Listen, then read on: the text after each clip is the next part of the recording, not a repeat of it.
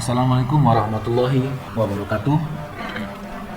Bertemu dengan saya, dosen kalian Syahrial Hasanuddin Pohan dalam mata kuliah manajemen keuangan. Jadi untuk merespon surat edaran yang telah dikeluarkan oleh rektor kita, Pak Isa, rektor Universitas Muhammadiyah Budi, di mana pernyataan itu menyatakan bahwa untuk melakukan proses mengajar dan belajar di dalam rumah dengan sistem online yang kebetulan di kampus kita sudah ada fasilitasnya, yaitu e-learning. Jadi saya membuat video ini untuk menjadi bahan bantu dalam melakukan proses e-learning, di mana saya mengkombinasi e-learning dengan satu media sosial, yaitu YouTube, dengan cara saya cantumkan link di dalam kotak pesan e-learning portal yang bisa Anda buka nanti. Ya, baik, sebelum saya lanjutkan ke materi, nanti saya akan memberi tata cara menjawab dan saya akan memberi pertanyaan di akhir video setelah materi saya jelaskan. Baik, next kita lanjutkan ke hypothesis question, ya, dimana di sini kalian akan diajak untuk mengasah cara menganalisa sebuah kasus di sebuah materi yang disajikan, ya. Dan ada pernyataan berupa pertanyaan di depan slide yang saya sajikan ini, bisa kalian lihat.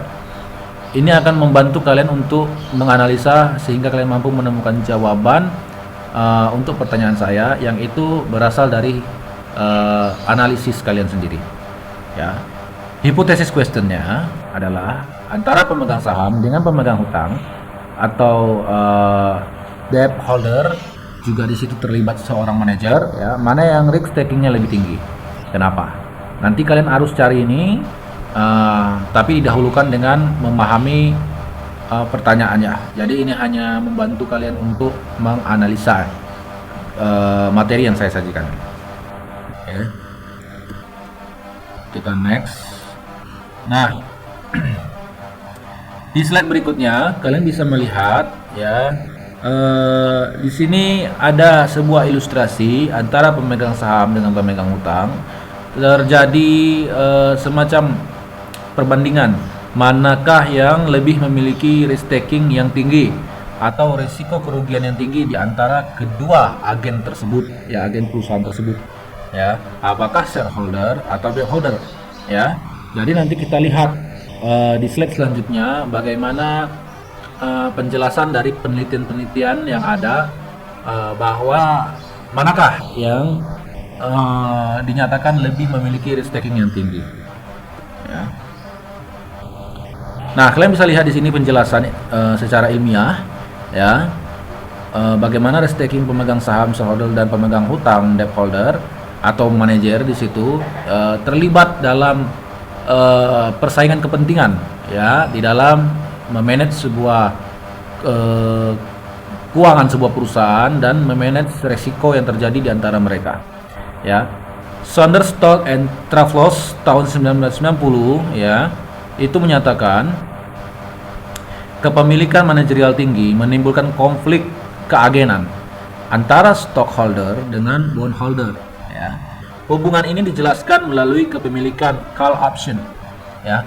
Penelitian sebelumnya menyatakan bahwa saham yang dimiliki oleh manajer dianggap sebagai call option.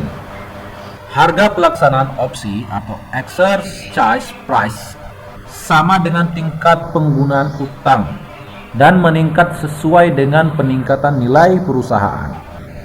Saya lanjutkan. Harga terendah opsi dibatasi dengan nilai 0. Nilai opsi meningkat sesuai dengan peningkatan resiko perusahaan, ya. Berdasarkan pemahaman ini, manajer yang memiliki saham besar menginginkan nilai opsi yang tinggi sehingga resiko perusahaan meningkat, ya. Dalam menghadapi risiko tinggi, manajer membagi risiko tadi dengan bondholder sehingga terjadi transfer kekayaan di antara bondholder kepada stockholder atau dibahasakan wealth transfer effect, ya. Jadi di sini dinyatakan atau disimpulkan bahwa terjadi konflik keagenan di sebuah perusahaan, ya, karena sebuah pemangku kepentingan, ya, untuk mendapatkan keuntungan atau profit dalam perusahaan itu, antara shareholder atau pemegang saham dengan pemegang hutang atau debt holder, yang dimana dia bekerja sama dengan manajer dalam sebuah perusahaan. Manajer dalam sebuah perusahaan itu berusaha meningkatkan keuntungan dari perusahaan itu dengan cara bekerja sama dengan debt holder, ya. Dia membebani perusahaan itu dengan hutang-hutang. Tujuannya sih memang untuk memberikan income kepada perusahaan, tapi sebenarnya juga untuk menguntungkan dirinya sendiri sebenarnya, ya, dari manajer tersebut. Dan itu beresiko juga untuk para pemegang saham, karena sehatnya suatu manajemen keuangan di perusahaan itu akan berdampak pada keuntungan atau dividen yang didapatkan oleh pemegang saham, ya. Next.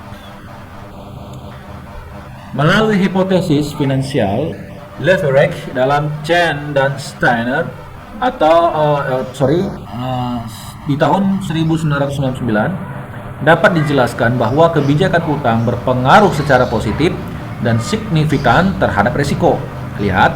Jadi ternyata kebijakan utang yang dikeluarkan oleh manajer tadi itu berpengaruh secara positif. Berarti betul-betul berdampak kepada risiko kerugian terhadap perusahaan, ya.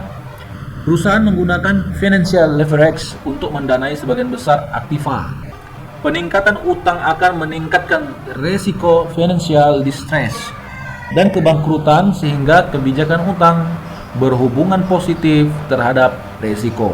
Jadi kebijakan hutang yang dilakukan dalam manage operasional perusahaan tadi untuk membiayai aktiva-aktiva yang ada itu justru meningkatkan resiko kerugian atau resiko financial distress terhadap sebuah perusahaan tersebut, yang nanti jelas, ya, adik-adik kita semua, itu akan bermasalah kepada para pemegang saham, karena pemegang saham mendapatkan dividennya dari sehatnya sebuah manajemen keuangan dalam sebuah perusahaan tadi. Oke, lanjut. Peningkatan risiko keuangan berarti menimbulkan konflik, sehingga diperlukan pengaturan terhadap penggunaan utang untuk mengurangi konflik keagenan. Imanda Firman Yas Putri dan Muhammad Nasir tahun 2005. Ya. Berdasarkan pada free cash flow, hipotesis dapat dinyatakan bahwa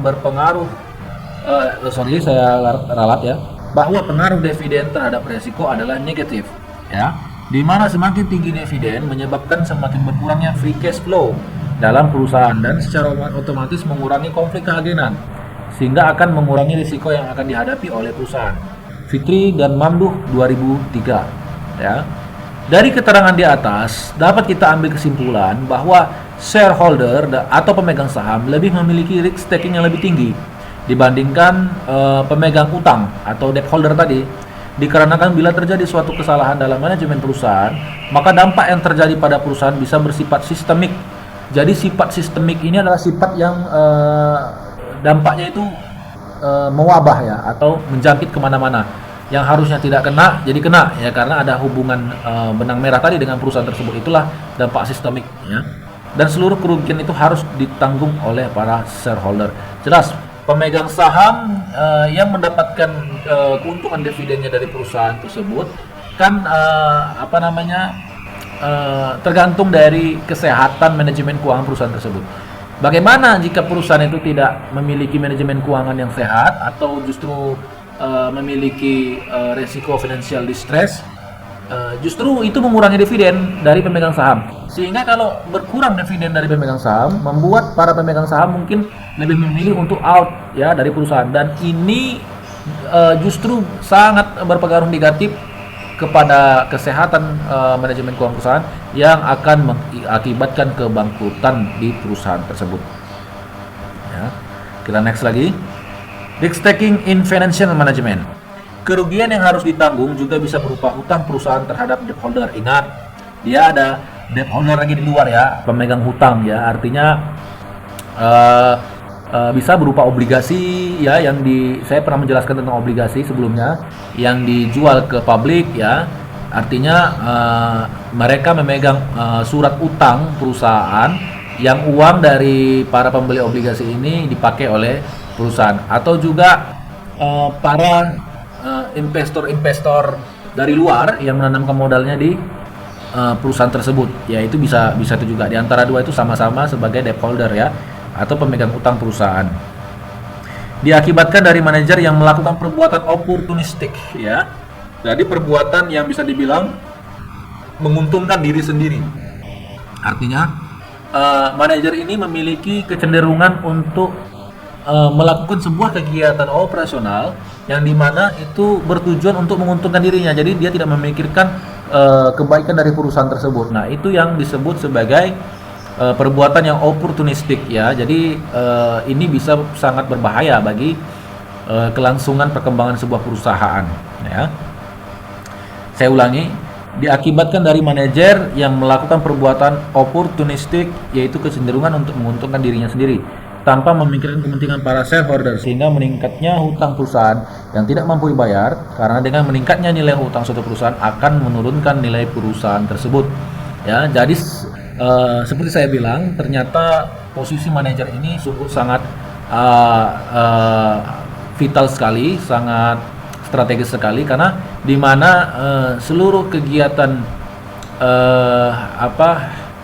kegiatan operasional dan kepercayaan dari perusahaan itu untuk membuat manajer bisa playmaker terhadap perusahaan itu, justru ini yang menjadi senjata ampuh bagi manajer untuk melakukan sebuah perilaku oportunistik di mana menguntungkan dirinya sendiri tanpa mempedulikan bagaimana nasib dari perusahaan itu, bagaimana kepentingan para pemegang saham. Ya, ini yang sering terjadi di perusahaan. Hal ini disebabkan sedikitnya manfaat yang dihasilkan dari penggunaan hutang dibandingkan jumlah hutang yang harus dibayar perusahaan, serta ditambah dengan adanya free cash flow yang berlebihan sehingga berdampak pada kebangkrutan. Dalam hal ini, risiko biasa berawal dari konflik keagenan antara shareholder kepada manajer pada suatu perusahaan. Maka dari itu, untuk mengatasi risiko keagenan ini, shareholder atau pemegang saham ya mengikut sertakan manajer sebagai salah satu pemegang saham di perusahaan tersebut. Dengan begitu, manajer akan berusaha memajukan perusahaan tersebut karena ia merasa memiliki kepentingan yang sama oleh para shareholder. Nah, ini salah satu kunci sebenarnya dari shareholder atau pemegang saham untuk mengikat manajer tadi supaya ia fokus dalam mengembangkan perusahaan dan fokus dalam memanage manajemen keuangan, memanage finansial keuangan perusahaan yang betul-betul itu bermuara kepada kepentingan shareholder atau pemilik perusahaan ya. Jadi kecenderungan untuk melakukan perbuatan oportunistik itu kecil ya, sehingga manajer tadi fokus untuk memajukan perusahaan tersebut. Dengan apa? Dengan cara mengikut sertakan manajer dalam